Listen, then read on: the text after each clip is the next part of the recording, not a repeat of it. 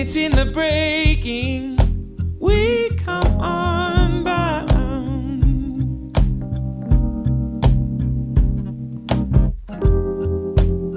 And it's in the giving we are found. Yeah, you could barely change. Welcome to A Medicinal Mind, Wisdom and Wellbeing, a podcast dedicated to the telling of authentic stories and the sharing of insightful wisdom, exploring science and spirituality, medicine and Mother Nature. No topic is off limits when it comes to growing our personal understanding and supporting our collective well-being.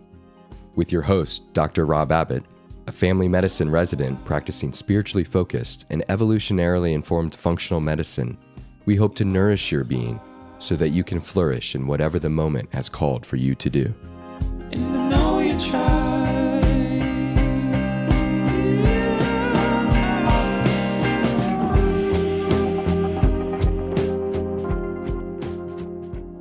In episode 54 of A Medicinal Mind, Wisdom and Wellbeing, I welcome a visionary in the field of mindfulness and deliberate nonviolent communication, Oren Sofer. Oren's background is beyond fascinating. As you'll hear in the podcast, he brings years of training in meditation from the Buddhist spiritual tradition, as well as training seeking to transform the way we communicate and interact with others. Formally speaking, he has a degree in Comparative Religion from Columbia University and spent 2.5 years of living as a renunciate at various branch monasteries. Today, he's teaching combines classical Buddhist training with the accessible language of secular mindfulness. In this conversation, we begin the exploration with a look at Oren's early childhood, its spiritual roots, and his earliest experiences delving into the world of intimate awareness. Getting rather personal, Oren shares some of his most powerful experiences early in his life, beginning his push to wanting to further understand the depth of emotion, what it really means to be human.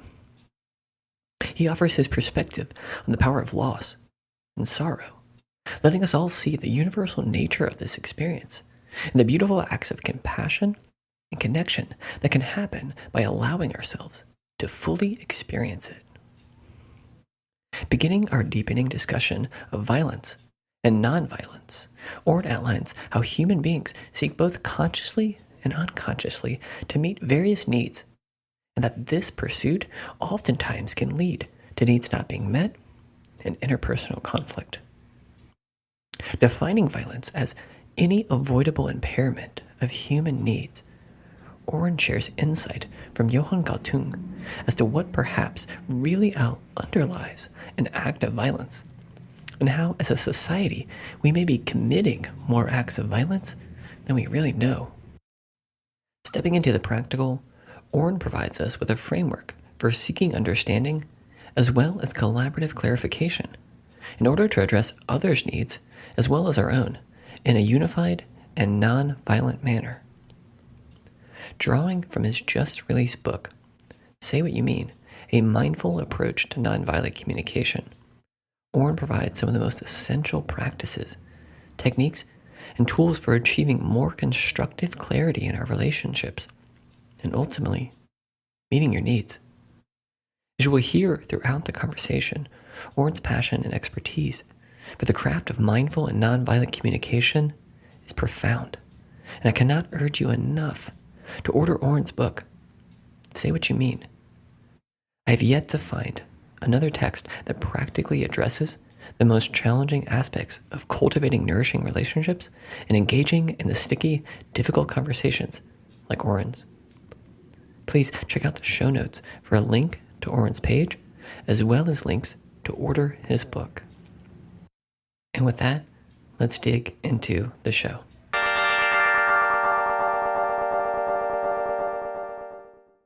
Well, Oren, thank you so much for joining me today for a conversation. I feel like it's been months because, it has been months since I think we first talked about wanting to have one of these conversations together after an initial experience through Chris Kresser's training program and experiencing some of your work. And so just really, really thankful that you're here today. Yeah, absolutely. Thanks for having me, Robert. I know, I always like to sort of start these podcasts and generally the same way, and I'm kind of stealing what I feel is such a great introduction into any kind of conversation from Krista Tippett and her podcast. But I really like to, even before I get into the details of what you do and the very practical sense, I really love starting the beginning with kind of getting a sense of what your background was like, sort of spiritually, early on in your childhood, and perhaps any prominent or formative experiences. But what was that sort of ethos like as a child for you? Sure. Yeah. The first thing that comes to mind when you say that was a memory I have of being a little kid and lying out in the backyard behind the house I grew up in, lying on my back, looking up at the sky, and just, doing what little kids do, not much, looking at the clouds. And I remember realizing, seeing the clouds move and having this thought, this insight like, oh, wow, clouds move. And, in my mind up to that time, clouds had always just been pictures, like a picture in a book where it's frozen in time, or you look up at the sky for a moment and there are clouds. And I didn't think about it for many, many years, but later when I started meditating and looked back, I realized it was a moment of insight, of understanding the difference between the world of our thought and concepts, where things get fixed in time and frozen, and the reality of our life, which is that everything changes and is moving and flowing. And it was such an innocent, simple moment. And yet what I remember is not only the insight, but I remember the feeling. I remember that feeling of seeing clearly and understanding something in a different way for the first time. And so I see that as a seed that came to bear fruit later in my life. And I didn't really start out on the spiritual path until I was in college. A few more seeds were planted in high school. Had a great English teacher in Jersey at Columbia High School, who did a wonderful job teaching the Transcendentalists. So we read Emerson and Thoreau, and it really sparked something in my imagination, and obviously their ideas were coming out of the East. And so that planted another seed, and then when I got to college, I took some introductory courses to Asian religions.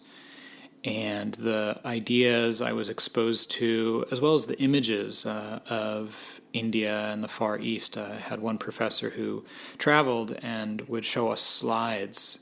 And I was so fascinated by such a different world and culture than what I'd known growing up, that when I had the opportunity to study abroad, a great privilege to do that, it was kind of a no-brainer, like, oh, I want to go to India.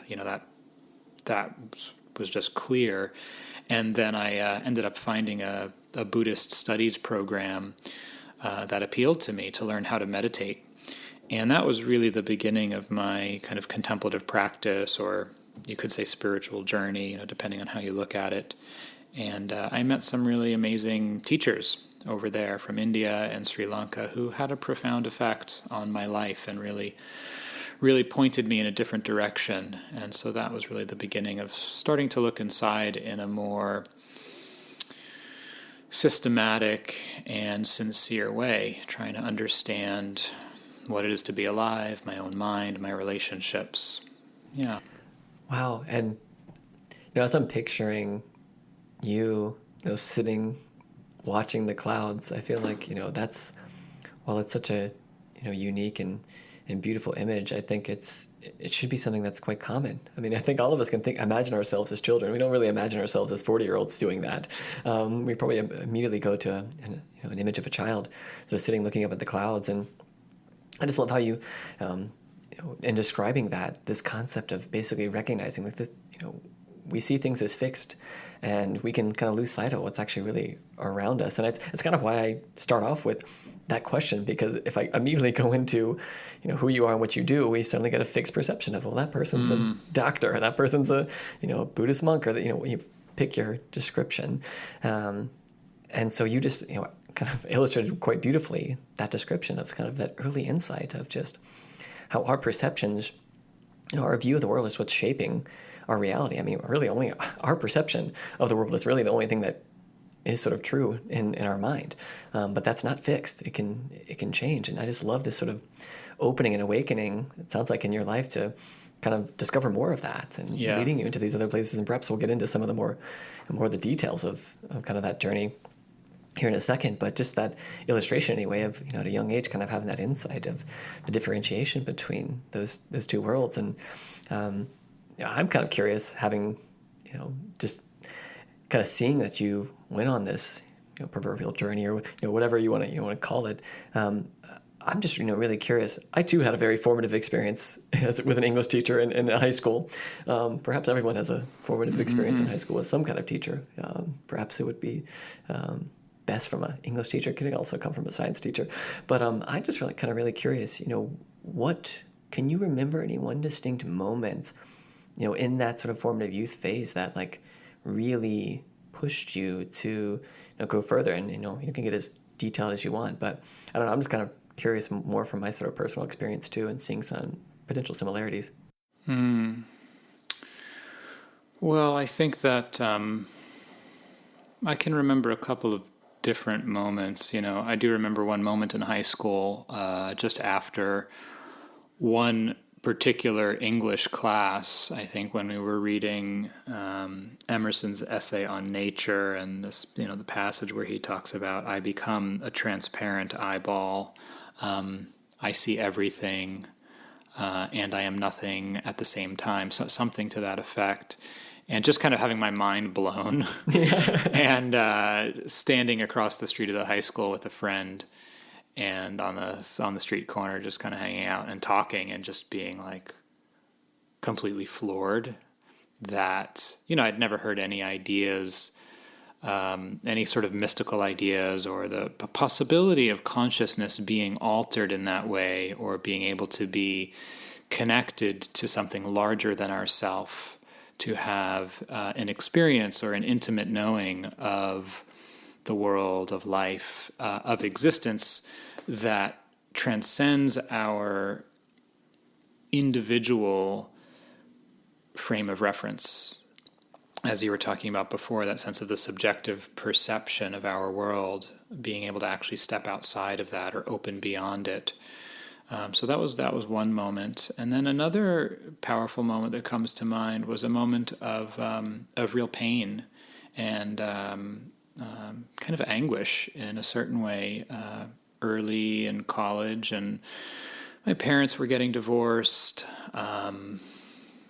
I was doing a lot of drugs, and I had a falling out with a bunch of my friends. I think it was probably my freshman year in high school, and I remember sitting on a park bench with another friend of mine, a female friend, and just weeping, just crying at the loss of the friends, and her comforting me and saying, it's okay, this is change, this is natural, it's okay. And I didn't know it then, but again, there was something very deep inside, kind of questioning, what's going on here? Why am I in so much pain? There's something I'm not understanding about my life or my relationships. And I think that was an important moment of wanting to understand more myself and what it is to be here, to be alive, and finding some more meaning and direction.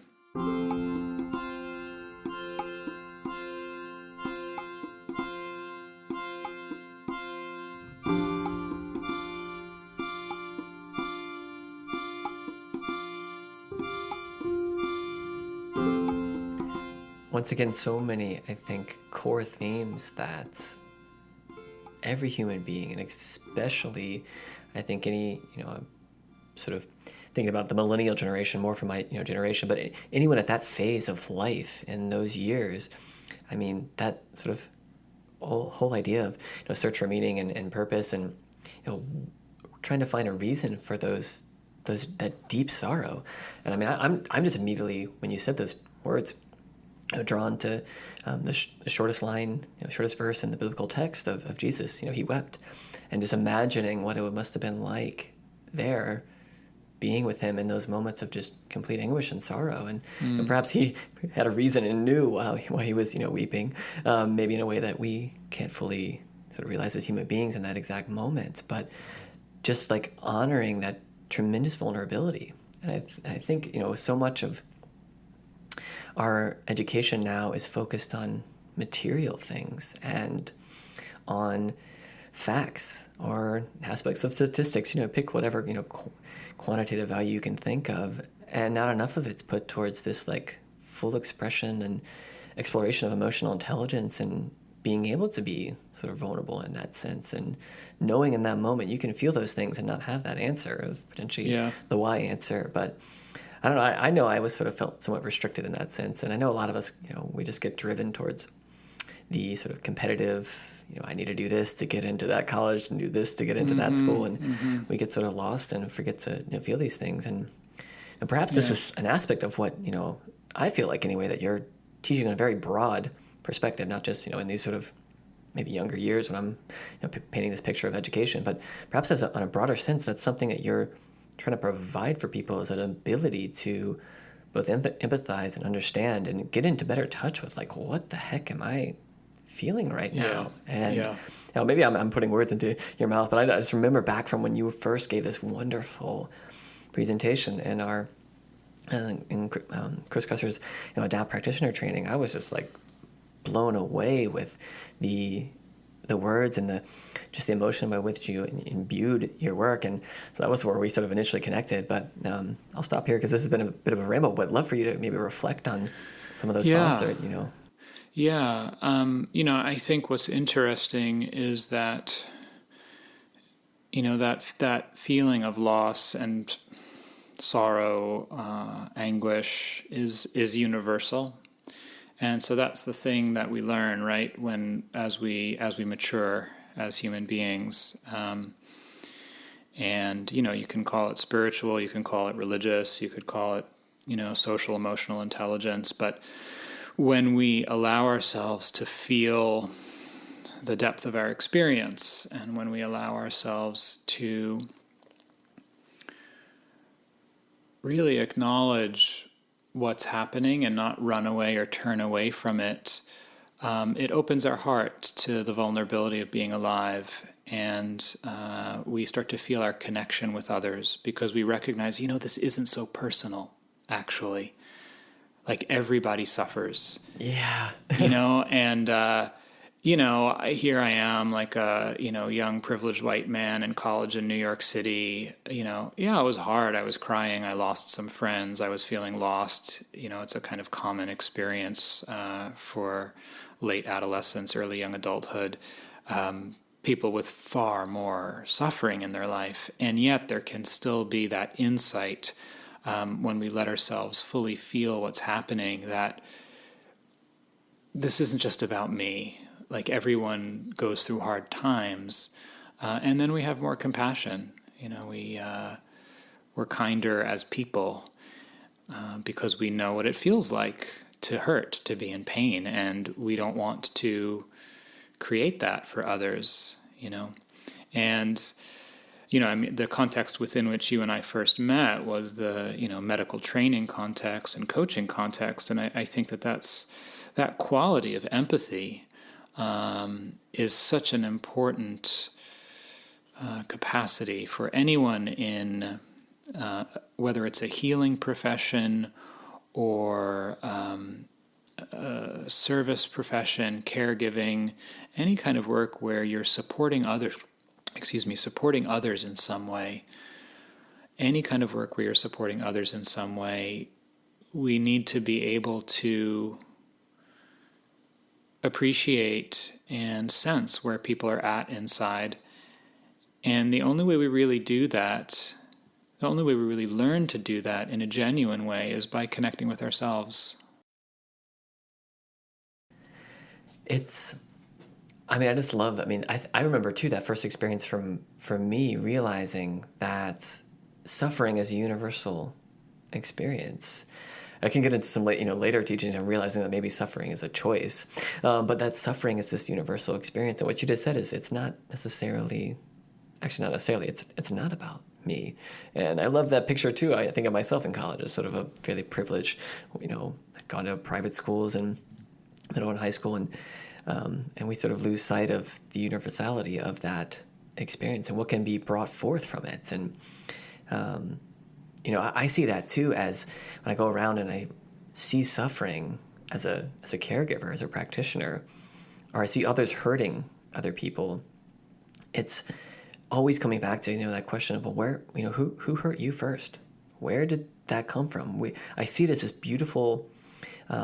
Everything is a beautiful transference of energy, but in this case, it's sort of this instance where perhaps it could have been 2 minutes ago, could have been 2 years ago, but you had a bad experience, or you were hurting, and we use the expression, hurt people hurt others. Well, it's not an expression for a reason. It's there's so much truth there, and starting to recognize when I see suffering or seeing someone else hurt another, it's starting to question, like, where did that come from? Who hurt you, rather than trying to take it personally, or like, why are you attacking me in this instance about fill in the blank?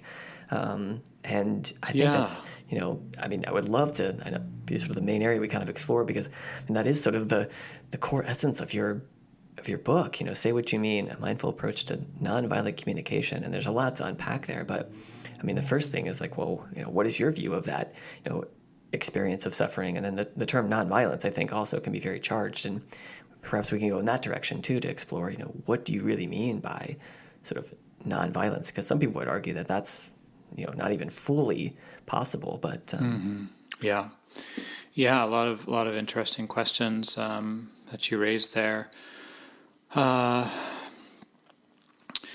understanding from the perspective of nonviolent communication in terms of our actions is that as human beings, we all share certain fundamental basic needs. The Buddhists put it this way. They say all beings want to be happy.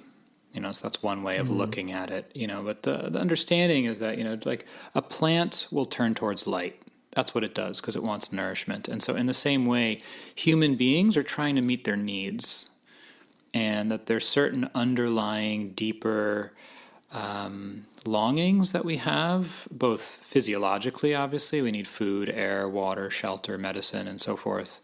But we also have relational needs. We need love and touch and understanding and empathy. We need play. And then we have higher needs, what you could call needs for self-actualization or deeper fulfillment. You could call them spiritual needs. Needs for things like meaning or purpose or peace. These kind of higher level needs. And so we can understand all human behavior as an attempt to meet some deeper underlying needs. And this is a very transformative perspective, because what it does is it humanizes others. So even when we disagree with their actions, with their words, with their strategies, with their beliefs or their views, we can use this perspective to try to connect with something deeper that makes sense, that's logical, that's consistent, and that we can actually get behind and support. And when you really look at it, it's a fairly obvious statement. Like, people do stuff because of something that's important to them. Right? All of us are doing stuff all day long because there's something important to us. We might not be conscious of it. Yeah. And we might not be making a wise choice, and we're not always successful, but we can see things through that lens. And so when we start looking at somebody speaking harshly to us, or cutting us out of their life, or, doing physical violence, we can understand that as an attempt to meet some need. Are you wanting more respect? Are you in pain and wanting relief? Are you wanting some kind of understanding or empathy for how you're feeling? And the only way you know to get that is to lash out and make me feel the same way. And so Yeah. this starts to help us to understand on a different level where someone's coming from, and that changes the whole perspective and tone of our conversation, our relationship. I was sitting here thinking, use the term sort of a logical, rational framework, and I think people are probably familiar with those needs. I mean, the hierarchy of needs. There's so many different iterations of it. Maslow's hierarchy, and it's a wonderful logical framework to understand that we as human beings, are trying to meet those needs. And I tell people too, like I've rarely met a truly malicious person. I've just met a lot of people, pretty much everyone, that's trying to meet a certain need in a certain situation. And I love how you said, sometimes we make the wrong decision or make a poor decision, not necessarily the wrong decision, but a poor decision. But while we might have a logical, rational framework to understand these different needs and perhaps why people act in different ways, it doesn't mean that the person's, as you said too, that their decision in a given situation is what you would have done or what makes rational sense. So just because they're, what they said or what they did in reflection to something that you said or you did, maybe that rationally didn't make sense or objectively just seemed like an incredibly poor decision. We have to distance ourselves from that and come back to, well, once again, that's the decision that they made. That's what they expressed, and put it into context about, well, maybe why did they do that? Even if I don't think that made any sense whatsoever. And when you start to do that, I know I found in my life, you're able to come non-attached. You can take things you're not taking things personally because you're sort of delving into that experience. But I will say that's certainly a challenge. I mean, when you're so overwhelmed with no margin, either overworked or super stressed, like it's really hard to do that. And so I just, speaking from my personal experience. And so I would love to perhaps, get some of your thoughts on, everyone's had that. I mean, it's once again a universal experience of either being short with somebody or having someone else, kind of do something back to them. And perhaps we can get into some very practical, experiences or examples of this sort of interpersonal communication that can sort of help illustrate to us, what are some things that we could be more aware of, or ways to kind of cultivate that awareness so that we don't just become this reactive sort of automaton. Right, absolutely. Well, that's really what my book is about. So, and we need to train ourselves. That's the issue, is because, we've grown up in a society and a culture that's molded and shaped our ways of thinking, perceiving, and relating. So most of us have been socialized to see things in a certain way, and we see things in terms of who's right and who's wrong. And if you do something that I don't like, then you're wrong. and my way of trying to explain that to you is to blame you and educate you about how you're going about things that are wrong, and that's supposed to inspire you somehow to want to change. And that rarely works. And it's just a way of looking at things that's not actually that helpful. When we get down to collaboration or relationship. And we've also been trained to blame one another for our feelings. If you do something and I feel hurt or upset or sad or angry or disappointed, then it's your fault that I'm feeling this way. You made me angry. You made me angry. It hurts me when you do that. We've been hearing and saying these things for decades, and so that's how we perceive the world, through those assumptions and ideas. But when we start to examine it more closely, we see it's actually not what's happening, because the same event can have a completely different emotional response in two different people. The same event can have a different emotional response in us on 2 different days or at 2 different times. So the feeling response is not directly caused by the action. It's caused by, the context, what we're telling ourselves, the meaning that we make, how we're doing, what needs are present in us in that particular moment. There's so many other factors that come into play. And so what I like to say is that we're each responsible for our actions. but we can't be responsible for someone else's reaction. So, I'm responsible for my actions. If I do something that really, stimulates pain in somebody or doesn't meet their needs for respect, I want to acknowledge that and take responsibility. I want to understand the impact I had and make amends and repair the situation. But the hurt and the pain or the degree to which they experience that, that's being determined by so many other factors beyond just what I said or did. And so I can't take responsibility for those feelings. So I started by talking about training. So to be able to not get pulled in to the reactivity, to the argument, to the who's right and who's wrong, and you shouldn't be doing this. We need to train ourselves in a few different capacities, and this is really the mission of my book, which is it's a training guide. It's really a step-by-step guide for how to have healthier, more effective conversations and how to have more meaningful relationships. And the foundation is mindfulness. The first foundation is actually just learning to be present and regulate what's happening in our own body and nervous system.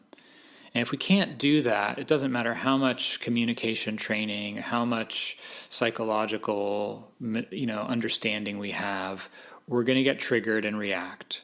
So we need to be able to ground our awareness in our own body and our own emotions and have some tools, not only to be aware of what's happening, but also to manage it, to relate wisely to it. And so that's the whole first part of the book really provides a lot of methods for doing that. The next level of training is starting to become aware of our intentions in conversation and relationship. And again, this is an internal practice. It's still not dealing with what we say, or the words we use. It's about where we're coming from. And we can say things very nicely with all kinds of pretty fancy words, and still be blaming someone or manipulating a situation or being condescending. So it's really not about what we say. It's about where we're coming from. And so this, too, is a form of mindfulness practice. It's being aware of our intention and learning to actually recognize, what's going on for me here? Where am I coming from inside? Am I coming from a good place? And can I be honest with myself about that? And if I am pissed, if I am, believing that you're wrong, how do I handle that? Can I be honest about that? Can I say, I don't want to come from this place with you, but I'm telling myself that you shouldn't have done this and you're wrong, and I'm really angry about that. And I'd like to try to figure this out together and see if I can understand it from a different perspective, because I'm having trouble seeing it another way right now.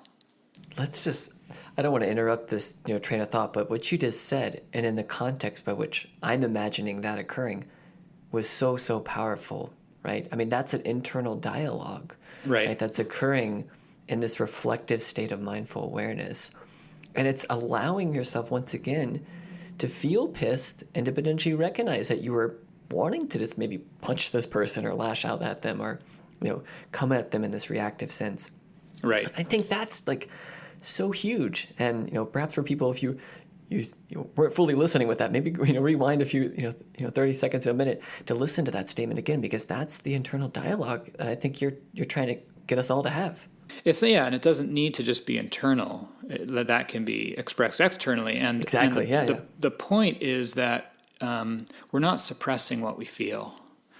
We're not trying to pretend, that this isn't about being nice.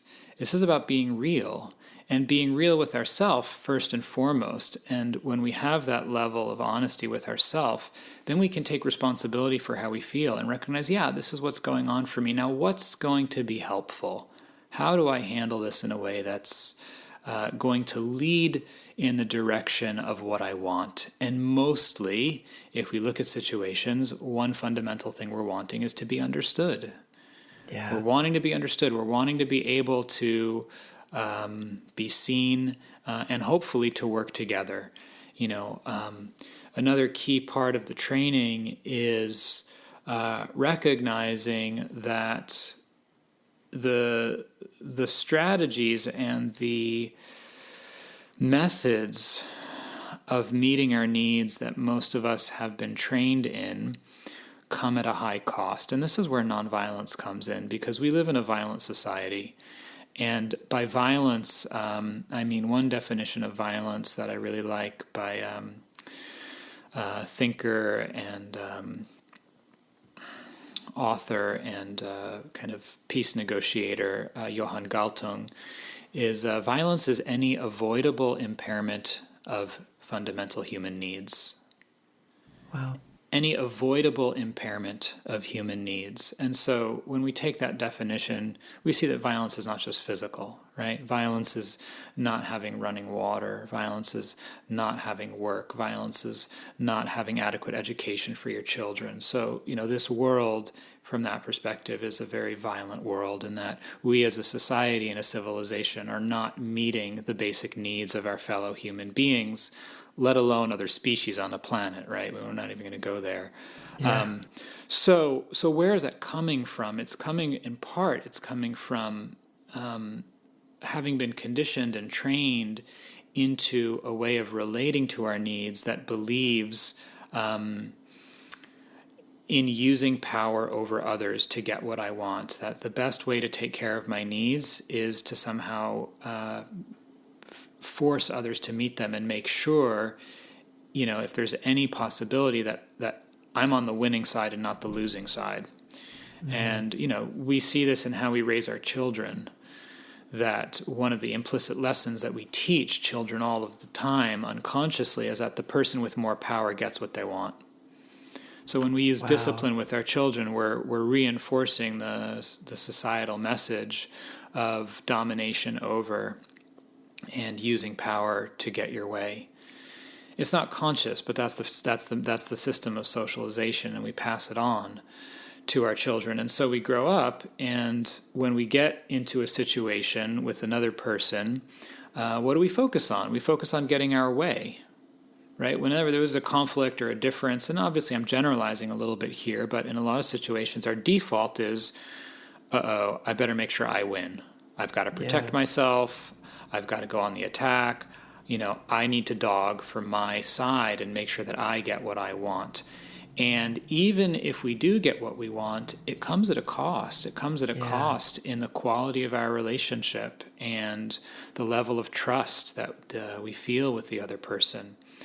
So one of the trainings, again, going back to intention, is to become aware of this conditioning, to notice when we're coming from that place, and to learn how to do it in a different way, to learn that there's this other possibility of what's now famous, which is called the win-win, which is the foundation of the whole kind of world of, or one of the foundations of the world of conflict resolution and mediation and diplomacy, which is that if we can actually find a way not only to understand each other, but to really clarify what's at stake, what the objectives are, what the deeper concerns and needs are in a situation, we can work creatively to find a solution that's outside of the box that maybe neither of us are thinking of.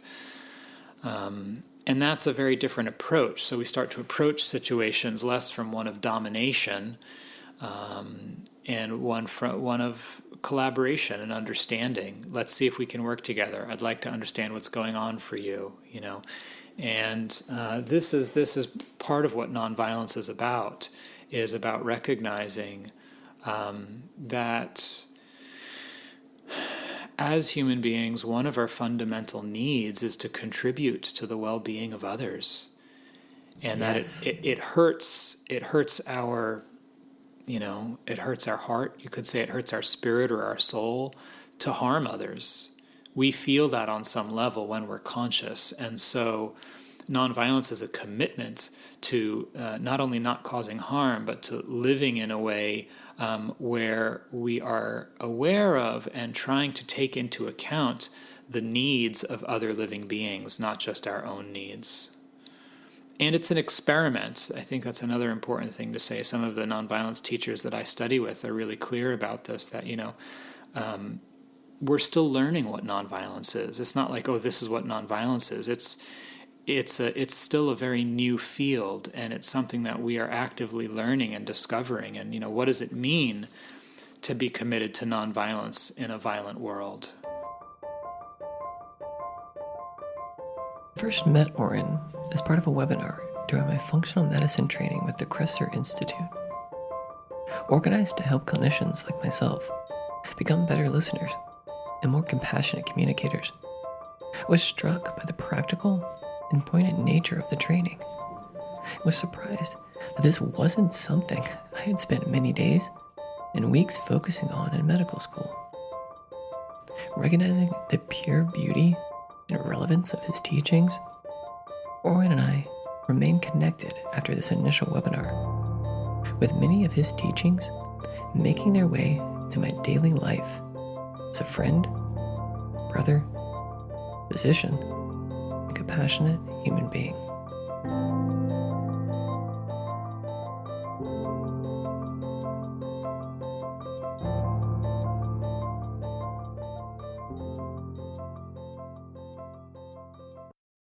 It's a difficult path, but it's a rich and an incredibly rewarding and meaningful path to be asking the question and to be investigating what does it mean to be living a nonviolent life.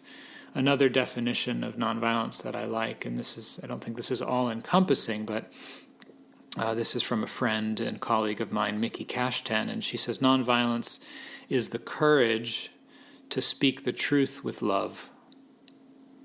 And I really like that because it brings together a lot. It brings together a lot of the aspects. Yeah, you said so much in that last sort of passage that's just really resonates with my being. And maybe I'll pick out a couple things that stood out to me. And I mean, the first, I think, in those sort of beautiful definitions and perhaps different perspectives of nonviolence isn't just not punching someone or not, physically abusing them. It's almost a recognition of what you don't have, what you're missing. Like, I loved that, of seeing like violence as an impairment of meeting human needs. And so someone who's acting nonviolently is not someone who's not caring or not acting out in a physical way. It's someone who's recognizing those gaps, those needs, and probably acting from that place to see how they can be fulfilled or to lessen the impairments. And I don't know, I just really, really resonated with that because I feel like that term just, once again, our socialization thinks of violence as just maybe, it's physical. So I really, really loved that description. Thank you. Yeah, and also I think the other aspect there, Robert, is it means that we're aware of our interconnectedness with the other life on the planet, and we're living in a conscious way, trying to make choices because we recognize that every choice we make has an effect. Every choice we make has an impact somewhere.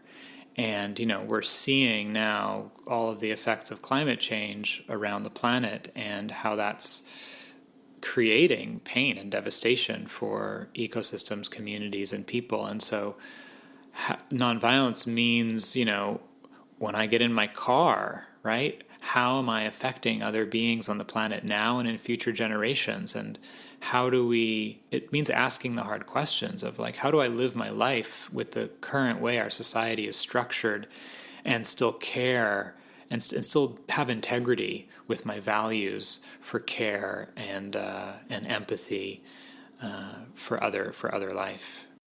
There's so many people who have said it beautifully. I know Thich Nhat Hanh uses sort of that inter-R, we inter-be, that description of interconnectedness that makes you realize that you wouldn't go, hurting someone else because if anything, it's just hurting yourself because we're all sort of united in this life, and it just really does change the way I think we interact and even make the simplest decision. It shouldn't cripple us into thinking we can't make any decisions, but you just start to sort of embody that and live that. And perhaps I'd love to one of the other things that I was thinking about as you were describing this was, you use the term training, right? This book is sort of a training, and people think of, or the first thing they think of, and what I kind of think of is, I was a big sports guy, right? So you think about, you would practice in preparation for the game, or, you do training, you lift weights in a certain way to hopefully better yourself so that you can improve Exactly. and perform at that level when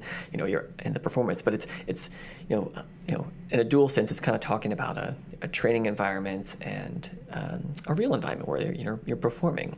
And I think we're starting to realize, life, it's one continuous practice. But in breaking it down, at least in the beginning, when some of these concepts might be unfamiliar, recognizing that you can't just show up and perform, even knowing about these things conceptually, that there has to be a training. And I think a lot of us in the contemplative space recognize that, in different ways, our practice, while it is our life is our practice is our life, it is also the practices themselves that allow us to show up in the world in the way we want to. And I don't know, I've just realized for myself that, those are some of the things that I think we need to accept as maybe a harsh term, but to fully realize. And you illustrate a couple of those techniques very broadly in terms of ways that you're cultivating that sort of training, so that we can, when we are performing, we're showing up in the way that we want to. But didn't know if there was any other sort of reflection within that kind of philosophical concept, or just more practically too, if you wanted to kind of illustrate what that looks like. Yeah. So, training, the book is a step-by-step guide. I talked about the first step, which is developing mindfulness, learning to lead with presence in conversations and life. The second step is becoming aware of our intention and learning to come from curiosity and care rather than our default habitual intentions. And then the third step of training, and this is where we start to get into language, perception, meaning. The third step of training is training our attention. So what do we focus on? Where do we place our attention? And the training guideline here is to focus on what matters, to develop the ability to discern, okay, what's actually important here in this situation? And this is the training of nonviolent communication, which is a process that was developed by a man named Marshall Rosenberg, a process of training our attention to focus on 4 different areas of our experience, to support collaboration, to make it more likely that we're going to get what we need and what we want in our relationships in our life. And so this takes time to train ourselves to look at things differently and identify different components of our experience. So instead of blaming people for what happened, adding our own interpretations or judgments, we learn to observe specifically what happened in as objective and neutral a way as possible, so that we can talk about events from a shared reality. We learn to identify our feelings and emotions in terms of what's actually happening on the inside, rather than the stories that we tell about what other people are doing to us. So instead of being able to say, like, I feel ignored, or I feel attacked, or I feel judged, all of which are actually a projection. You're ignoring me, you're attacking me, you're judging me. If I tell someone I feel judged, they're already on the defensive. Yes. Because now they got to explain themselves, and I'm not judging you, and right? But this is my experience. So if I can say inside, I feel kind of shocked and hurt and a little bit confused, there's nothing to argue with. That's my emotional experience, and I'm giving someone a window into my world. So training ourselves to be able to identify and feel in a balanced way our own emotions, and then learning to connect our emotions with our deeper needs, which is about why are we feeling the way we're feeling? It's not only due to what the other person said or did or the events around us. We feel things because something matters. So learning to become aware of our deeper needs or our values or what matters. Many ways we can talk about it. The word need is a very charged word because it carries connotations of neediness and demanding, which is not what it means. It means these deeper fundamental longings and values that we have as human beings. So connecting our emotions to what matters to us and being able to frame a conversation in those terms. I'm really when I work with other people, I really value being open and transparent and being able to talk about what's going on for each of us in a kind and collaborative way. So I was really hoping we could just have a conversation about that email exchange we had and some of the things we both said that seemed to, stimulate us a little bit. And so we're framing things not in terms of who's right and who's wrong, but what we value and what we're after, what we're wanting to move towards. And that tends to be a lot more inviting for others because they can relate to it. Because it's like, oh yeah, that sounds good. Yeah. Right. And it's not like you did something wrong and you need to pay for it or, own up to it. It's more like, I'd like to understand what's going on here and how we can work together better. Yes, that sentence right there. I mean, the phrase I still don't probably use it enough, but that I use the most in my interactions with clients and also or with my patients and with hopefully, more of my family that you just alluded to and what you brought up in our first training was, help me to understand.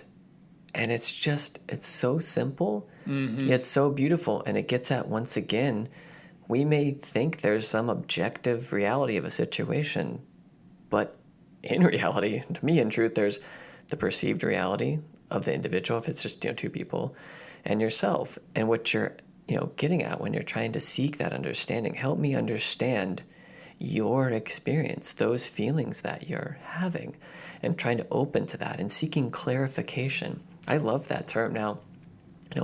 And trying to dig into somebody's, the details of their life story or what's going on more acutely, but helping me to understand and approaching it with that kind of language has been, transformative for me.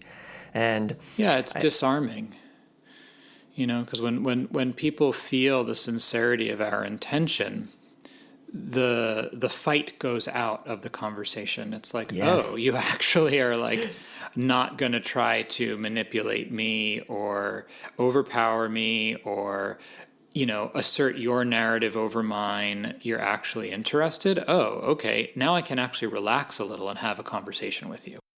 Yeah. It's immediately, they're not on the defensive or on the sort of defensive and then offensive to lash back out. And I've seen it, palpably the energy of those things be diffused in a positive way, just in interactions, and sensing when that doesn't occur, and sensing the complete difference of that in environments. And for me, hearing all of this, and this book and your work and just everything together it can be easy, I think, to hear these things and oh, I should get this book for my so-and-so because they need this, right? And forget that really what you're getting at in this book this book isn't for someone else. This book is for you. This is for all of us. Like this, if you do this work, that's the cost. The cost is, you putting in the time for this work, recognizing that if you go the other way, the cost is going to be harming others or harming someone else. But getting away from maybe this is a bad pitch to not sell books, but really what I think you're getting at is like this is a deep practice for yourself, and not that you can't give it to somebody, obviously. But right, yeah, no, it's great when we have particularly for couples or people who work together. If there's a mutual interest and commitment in having more skillful, healthy, effective conversations, it's great to learn the tools with someone else because then they reinforce each other. You have a shared framework. You can practice together. So I definitely highly recommend that. And I hear what you're saying, which is it's a little bit dubious and suspect to assume that the other people in your life are all going to change and do the work so that you can feel more comfortable in your conversations. So, ultimately, we are the ones that have the most power and the most control over the kinds of conversations and relationships we have because we're the common denominator. Mm. So when we begin to transform how we're relating and where we're coming from, when we develop more skill, it can't help but begin to change the tone and quality of our conversations and relationships because they're co-created. It takes two to tango. And so if we start doing a different step, it's going to change things one way or another. It almost makes it like impossible for, if they're so incongruent with you, it basically makes it impossible for their dialogue that's incongruent with yours to continue. That's what I'm almost sort of like seeing. Yeah. And it depends, some people are very set in their ways, and the more upset someone is, or the more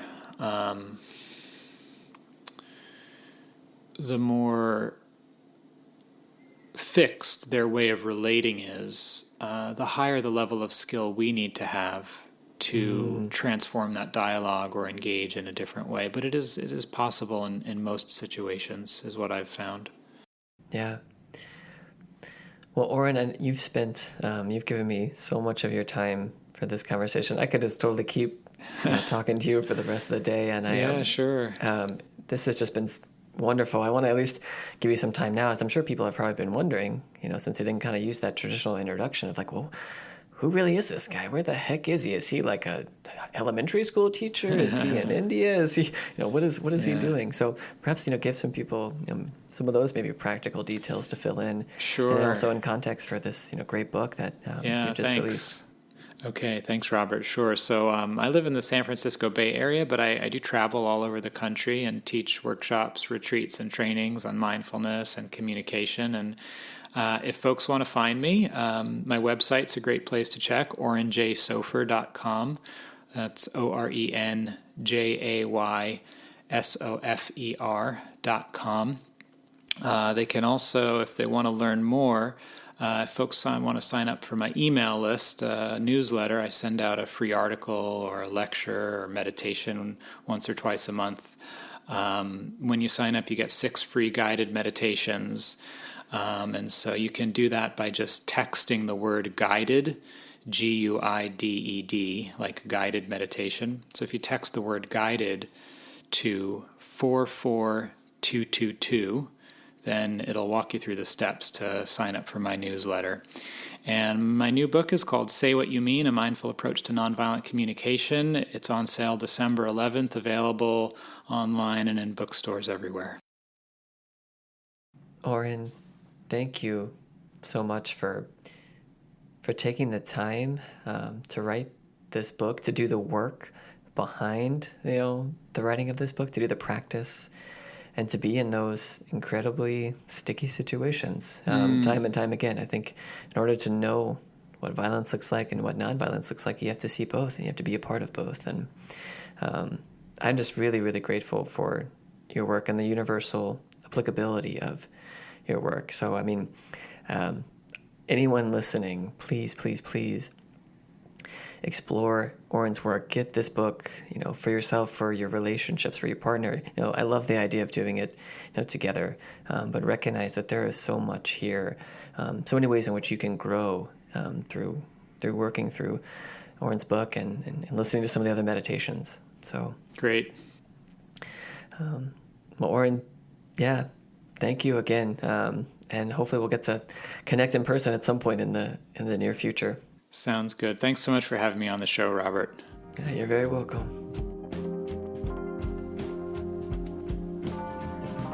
Thank you for your presence and willingness to receive a new narrative, a passionate perspective, and perhaps a deeper sense of connection with our collective purpose. Please share this podcast with any and all that you believe will benefit from its intention to relieve one's doing and engage one's being. Please share your comments about the conversation on our podcast page and leave a review in iTunes so that the voices in this space can spread to all ears ready to receive it. Music credit goes to Dillingham for their song Vessel. Remain open, stay curious, and forever be love. You walked on fire, and I know you tried.